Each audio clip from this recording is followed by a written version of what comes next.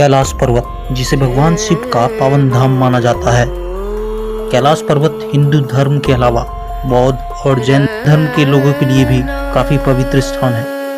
हिंदू धर्म के लोग मानते हैं कि कैलाश पर्वत पर भगवान शिव का निवास स्थान है।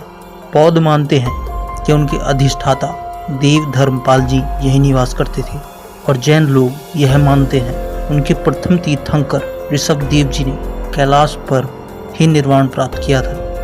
आप में से कुछ लोगों ने कैलाश पर्वत के बारे में ये दावे तो जरूर सुने होंगे कि इस पर चढ़ना आज तक किसी भी इंसान से संभव नहीं हो पाया है। इसी के साथ ही हिंदू, बौद्ध और जैन इन तीनों धर्मों के धर्म ग्रंथों में यह बताया गया है कि कैलाश पर्वत पृथ्वी के केंद्र में स्थित है।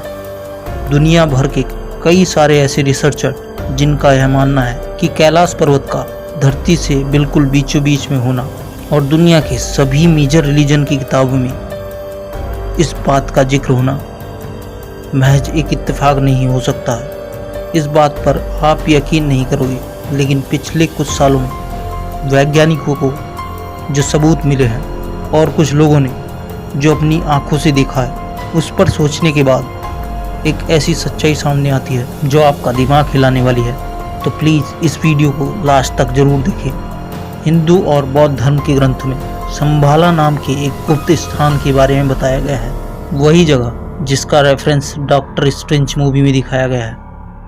संभाला एक ऐसे गुप्त स्थान को कहा गया है जो कैलाश पर्वत के पास मौजूद है, लेकिन इस जगह तक पहुंचना आसान नहीं है।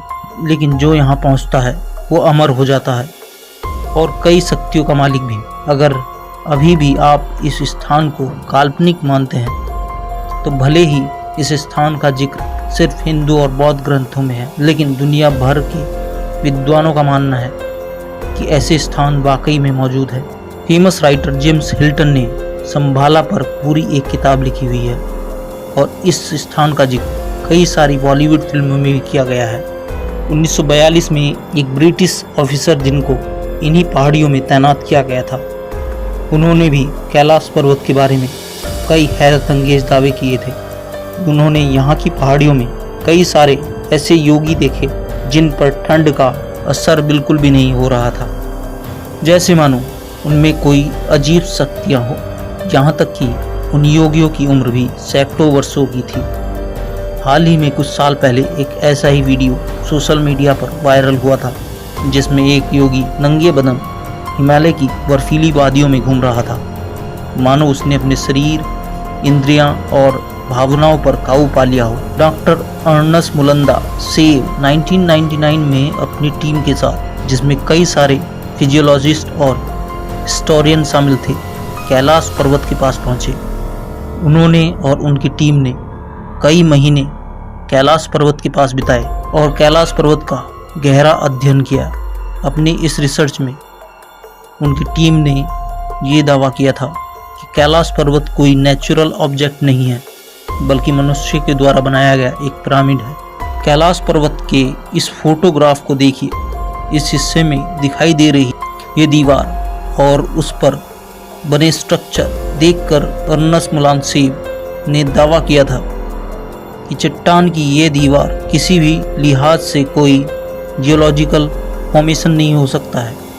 और कैलाश पर्वत का पश्चिमी हिस्सा, जिसकी बनावट आप क्लियरली देख सकते हैं, इसका ये वाला हिस्सा दुनिया में मौजूद बाकी के पिरामिड जैसा ही है, क्योंकि ऐसा स्ट्रक्चर किसी नेचुरल ऑब्जेक्ट का नहीं हो सकता है। अब शायद आप में से कई लोग ये कहेंगे कि ऐसा हो सकता है कि ये आंखों का भ्रम हो, क्योंकि पहाड़ के इस हिस्से पर सूरज की रोशनी पड़ती है, जिससे परछाई बन रही है। तो हो सकता है कि इसकी वजह से कोई भ्रम हो रहा हो।